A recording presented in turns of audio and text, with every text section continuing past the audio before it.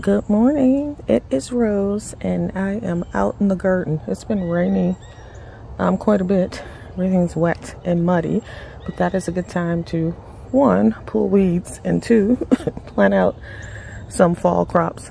Looking at my herbs here, the herbs are doing well. Most of the garden is done, the summer stuff, because it is cool now. It's the end of the season, but herbs tend to, a lot of them thrive in cooler weather, so they're going strong. And then I'm about to plant out some of my fall crops. So that's tarragon, French tarragon, which here in the Midwest in Michigan is very expensive to buy at the grocery stores, and it's a perennial, so I'm glad I have that. And then I got some sage and some looks like oregano. I think there's marjoram out here too. There's a variegated sage over there. There's chives over there, and these are all perennials. There's even a little basil left, which is an annual, but I gotta pull that before we have frost. So here's my tray of what I'm planting today. These are starts that I started from seed. So there's peas there. Yeah, peas and leafy greens. There's probably beets in there. There may be turnips in there. But I am about to plant them out. I've already planted some of the fall crops, the ones that take longer, like the broccoli and cauliflower. And then I got some Asian greens back there, some like bok choy. So that's what we have going here. Now here, where I live, Zone 6A, Kalamazoo, Michigan, we have a huge problem with cabbage moths all season long. And so they will eat up all of your leafy greens. And so I had these covered for a while, and the cover has been off for probably 2 weeks. So they're doing okay. And then I spray. You just have to, or you wouldn't have anything. Also, bunnies get into my yard, and the colder it gets, the more desperate they get for food. So they would tend to, if they get to it, they will eat. Like, you'll come out one day, you'll have this beautiful vegetable plant here, and you'll come out and all will be left is a stalk. They just like demolish it overnight.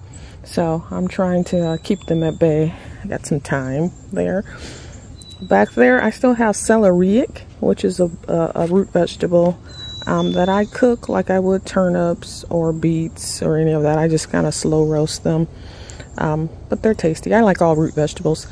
And then there might be a little bit of regular celery in there. Not much, maybe one or two little stalks. But yeah, so that is what I'm doing today. Most of my flowers are done. This is all asparagus. Now oddly, it had gone to fern and all of that early in the summer, because asparagus is a spring crop, right? But then now it's flushed out a whole second flush of these ferns. And so I leave those so that the roots can store energy for the winter. And then finally, because these are going to be 3 years old next season, so finally next year I will be able to harvest some asparagus. I have regular green asparagus in there, and I have purple asparagus, which I'm very excited about.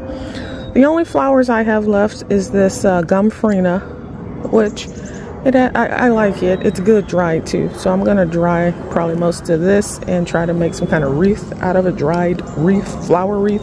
And then this is some Dara here. That's slow to grow in general. It's just now starting to flower.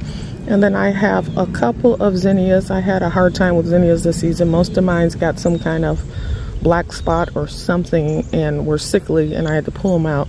So these are the only zinnias I had that really survived, and I planted a lot of zinnias. There are a couple of dahlias springing up here and there, but when the frost comes, those are going to quickly die, like overnight.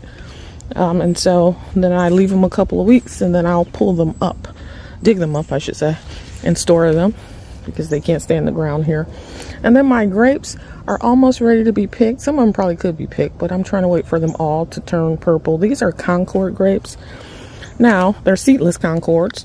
So, you know, that's what you typically make grape jelly and grape juice out of. But I think I'm probably going to eat some of them fresh because I've tasted them, and they're actually really good, and they're seedless like I said. So I have Concord. I don't have many grapes left.